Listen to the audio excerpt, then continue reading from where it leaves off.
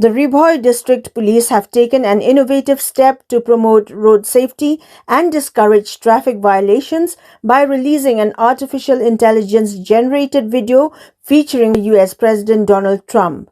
The video, shared on the police department's official social media page, portrays Trump driving slowly on the wrong lane before being stopped by officers at Umnget and issued an e-challan for the offense. Through the post, the police creatively highlight the importance of adhering to traffic rules.